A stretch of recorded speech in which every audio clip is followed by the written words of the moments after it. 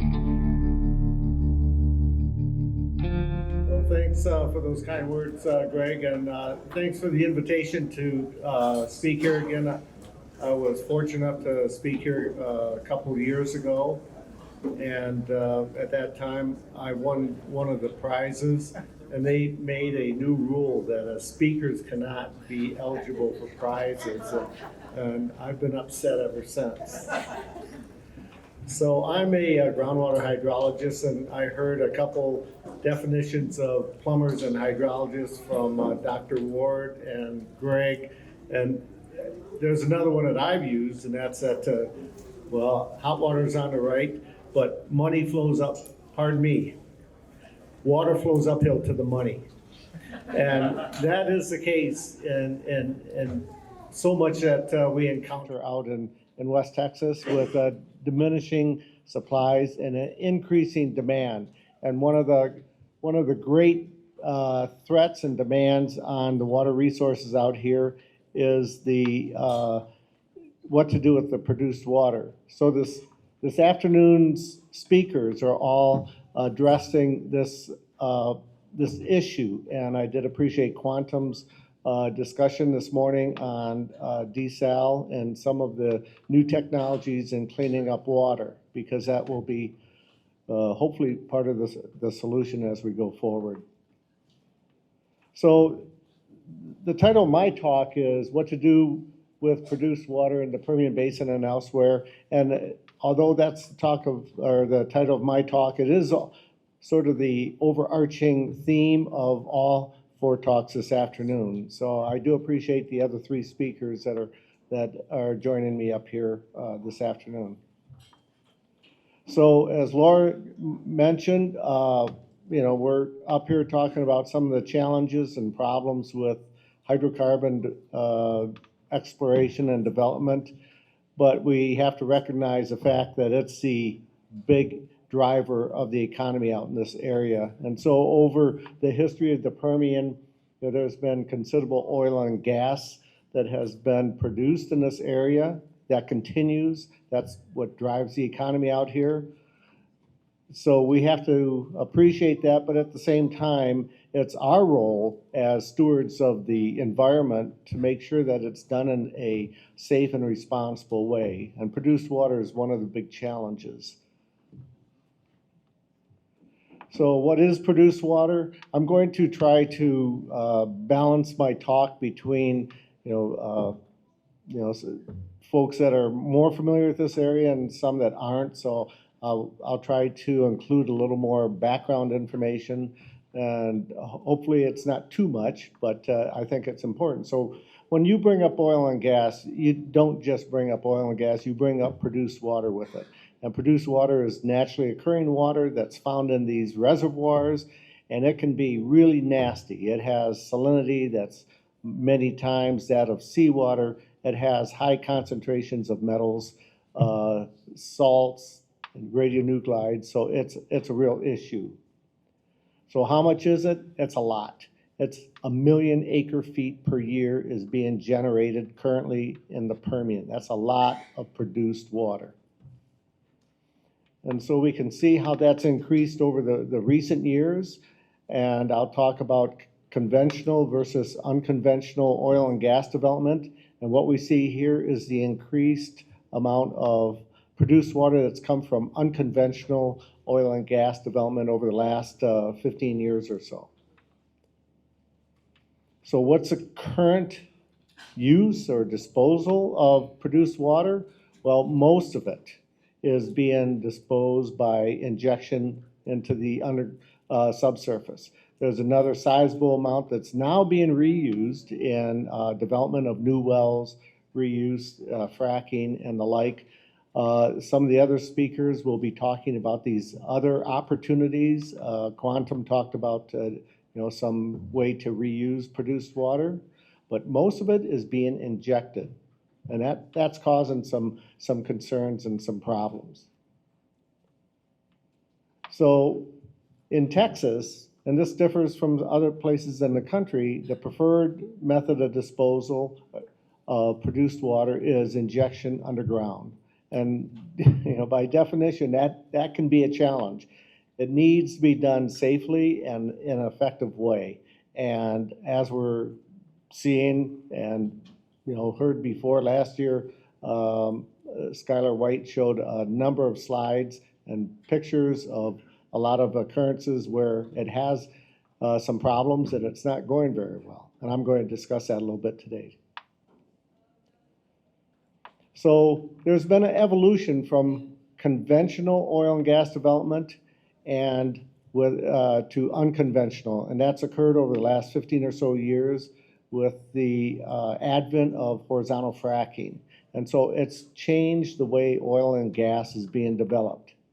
And so in conventional, you had vertical wells. They targeted stratigraphic traps. That's what the Permian was all about. That has been played out for a large part. But now they're using this horizontal fracking in order to liberate tight sands and shales and these tight formations. And they go in and they use hydraulic fracturing to break them up. I think Doc Ward was talking about, you inject a proppant, a sand in there to keep those fractures open, and it releases the oil and gas. So the way they're developing oil and gas has changed markedly from unconventional to conventional. So the amount of produced water from conventional is actually considerably more than unconventional. So back in the day when they were doing mostly conventional, they would get 10 to 15 barrels for every barrel of hydrocarbon. That's a lot. That's reduced to just 3 or 4 for unconventional. But there's another side to that story, and that's during conventional oil and gas development, you're depleting these reservoirs, these stratigraphic traps, so you can re-inject the produced water into these stratigraphic reservoirs, and you have a way of both pressurizing that system to keep the hydrocarbons coming back up and disposing the oil and gas. And so we can see that, the Permian, that peaked during the 70s, went up and then it went down as conventional oil and gas development has diminished. So there isn't a lot of water, produced water being used for water flooding and re-injecting into these reservoirs. And the problem is that you cannot water flood unconventional development. You cannot go into these fracked tight formations, these tight sands and shales, and re-inject all this produced water into these formations. They are not depleted. You can't get this water in. So even though there's less water being produced in unconventional oil and gas development, you don't have that opportunity to put that produced water back into the reservoirs or the formations that you're getting the oil and gas out of. So what do you do with all this produced water? You inject it elsewhere. And we're going to hear more about the shallow versus the deep injection, but those are the two opportunities. You do it shallow or you do it deep. And both have their challenges. And so I'll talk about that a little bit. So here's a schematic that sort of summarizes a lot of the what's going on out in this area. And so during conventional, you would re-inject this produced water into the same formation that provided the oil and gas. And so it would help two things. It would, as I mentioned, it help pressurize those systems, keep the oil and gas coming out, and it gave you a opportunity to dispose of the produced water. You cannot do that, as I mentioned, with unconventional oil and gas development. It just won't accept that water. Those are not depleted reservoirs that accept the produced water. That is not an option.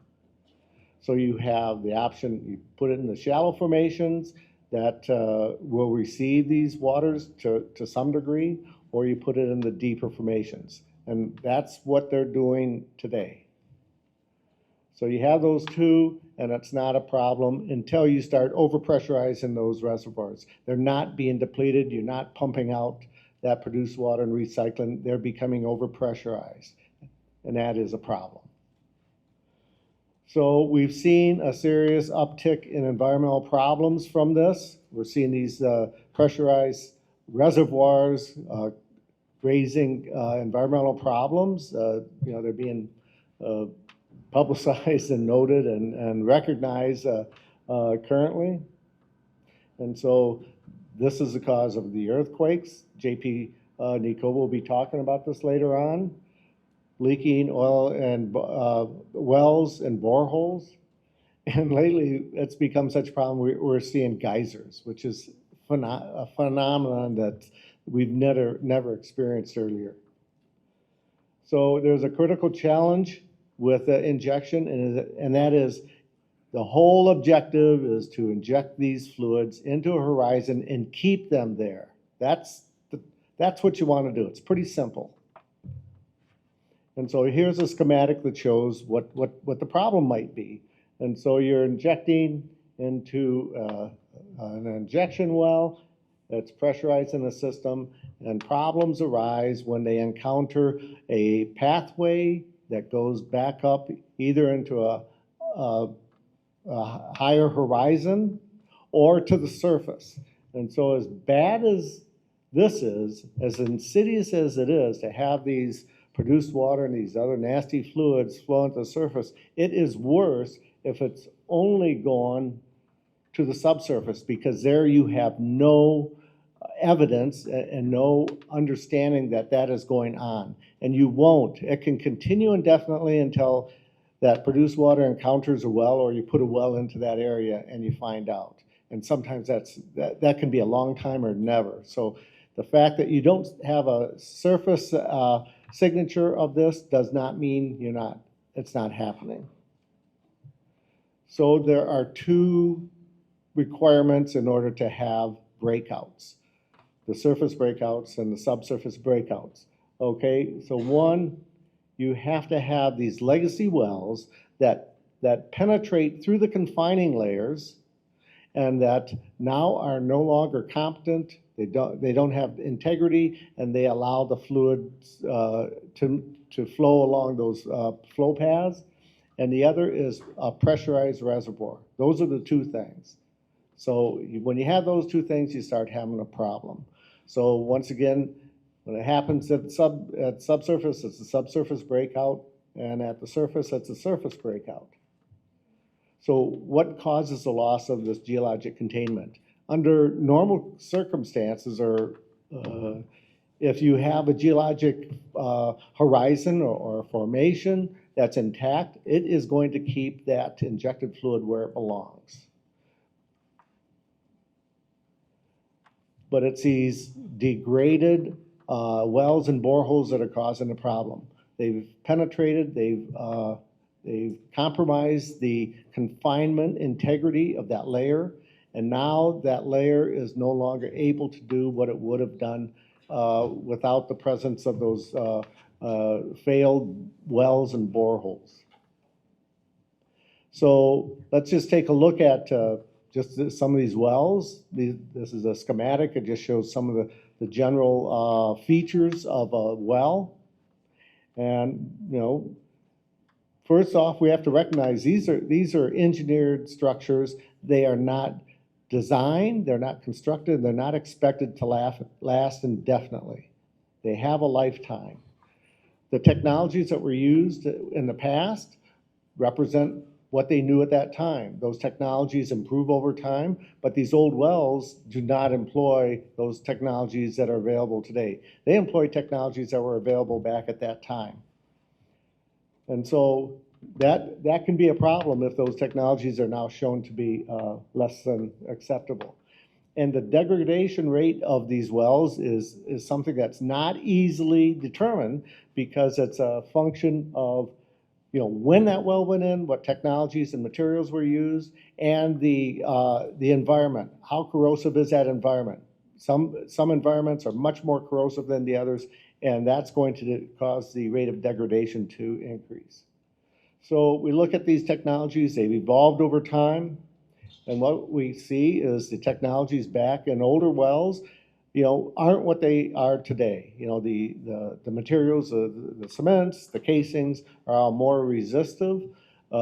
Plugging's better. Back in the day, they only concerned themselves with plugging off The hydrocarbon horizons, they did not care about the environmental impact on fresh water. That changed over time, obviously, but still, all these technologies have improved over time, but the legacy wells have employed these older technologies and materials. And we see there are countless examples of these casings that have corroded and they're no longer competent. Same with the cements. And so the Permian, this is one of the granddaddies of oil and gas development. There are hundreds of thousands of wells out in this area. Each one of those little pixels is a well. It goes back to about 100 years ago when this first started, and so the development has continued since then. Doc Ward gave us a sort of a snapshot of how that evolved and how many are out there. This is only the vertical wells. This does not include the unconventional horizontal wells, but there's close to 500,000. So there's over 500,000 wells out in this area. These are legacy wells. They're in the ground. They've been put in there, decades ago, and they're starting to fail, and that's causing us some concern. So as I mentioned, these wells were not designed, they were not constructed, they're not expected to last forever. So we're seeing this play out again and again. It's becoming more common. And so that we have a new creature out there, and unfortunately Sarah left to go to court, but these wells, they've been out there, they've been dormant, they've been quiescent, they've been fine for whatever. Over time, they failed, and they come back to life. They've been called zombie wells. And so Sarah and another fellow, Les Skinner, coined it about the same time, 3-4 years ago. And that is a problem. We're seeing these zombie wells come back to life too often.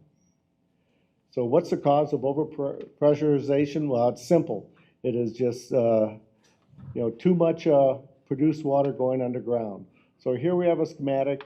It's a little busy, but it shows the difference in what's happening in the conventional and the unconventional, and you see that you just don't have the opportunity to re-inject the fluids back into depleted horizons in the unconventional area. So we see the saltwater disposal in the Permian going up over time.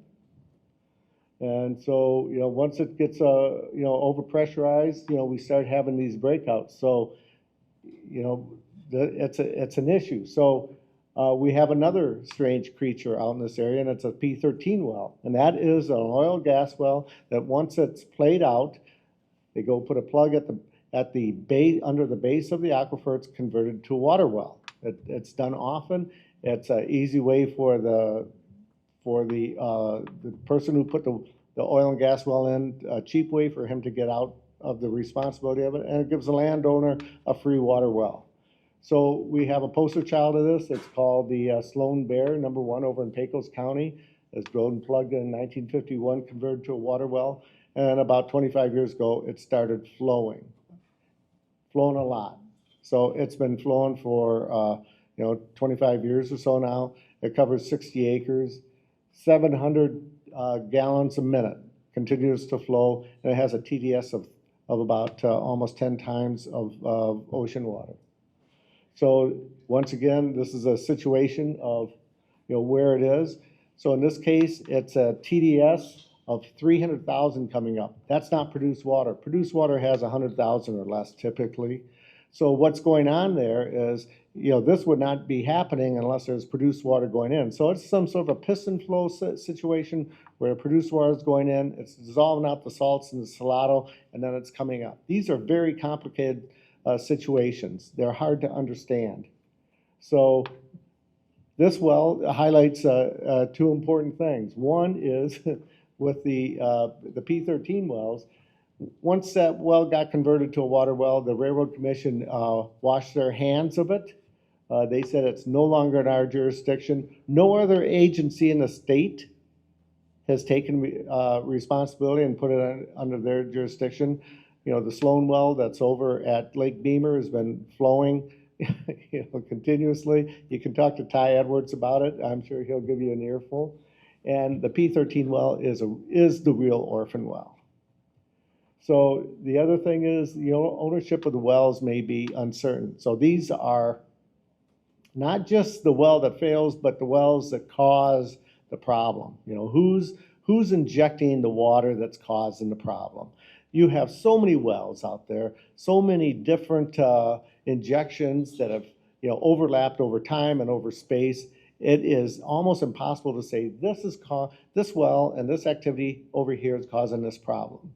The problems can be transmitted long distances, and it's just impossible to sort this out with hundreds of thousands of wells. Okay, so what I mentioned is, one of the more recent phenomena is these geysers. It's just incredible that you have enough pressurization going that you're having geysers appear. And so, it follows this simple rule. You have overpressurization, and you have an opportunity for these pressures to come from depth to the surface through these failed boreholes. And so it's not isolated. We've seen these before. And after last year's conference here, a number of us went over to Toya, and we were able to witness one. And you could smell the H2S 5 miles away, downwind. So it's pretty much about my last slide. So Texas is facing a huge problem with all this excess produced water. As long as they have the oil and gas operation going, they're going to have this produced water. So, these are some of the opportunities to get rid of this water. There can be improvement on reuse, maybe in some reduction in how much is being injected, but they've talked about piping it to some distant lands. But at the same time, they're talking about taking water from New Mexico and injecting it in Texas. But, the last point there is what they have to do. They have to recognize this problem, and they have to factor this into the economics of hydrocarbon development.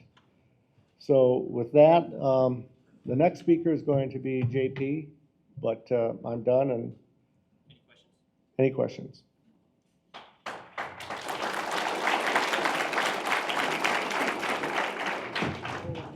No, I haven't looked at that. I thought early on of looking at all the H10s to see how much is being injected.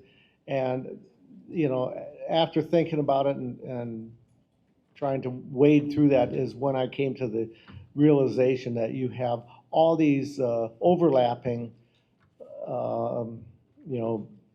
schemes of injection, and you're having stuff pop up in different places that you did not expect. And it's very hard to trace, one fluid from a point of injection to where it's coming out. Measuring how much is coming out would help, but one of the other challenges there is all you're seeing is what's coming to the surface. In a surface breakout, you're not seeing how much is being injected into the subsurface, into the aquifers or other receiving horizons. So the answer is no. We haven't looked at how much is coming out. Okay. Yeah. From your well data around this region where you see these breakouts, can you determine if the ground is swelling or anything? Well, there's a group at Southern Methodist, and they've used, INSAR, in order to see the movement, and they have seen, some, bulging, and once it pops and flows for some period of time, there's been a sinkhole. The Imperial sinkhole is a place where it's gone down. So yes, I mean they see very defined bulging and change of the topography around these areas. Yes. I'm going to show results of that. Oh. Yeah, well, I have a question. So I've been concerned because the Railroad Commission keeps permitting wells into the San Andres Formation, which is the same formation that the Beamer Lake well is flowing from. do you think, should I be concerned about that? Do you think there's enough confinement in different parts of the San Andres where maybe it's not affecting Femur Lake? Or is it a valid concern that there's still a lot of injection taking place in that formation? It is a valid concern, and these are pressurized systems.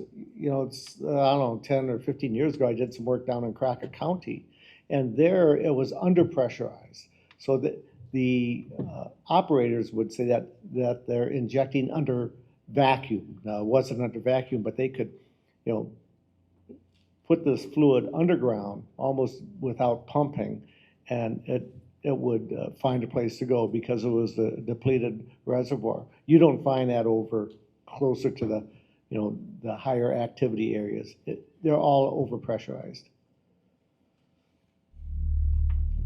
Thank you.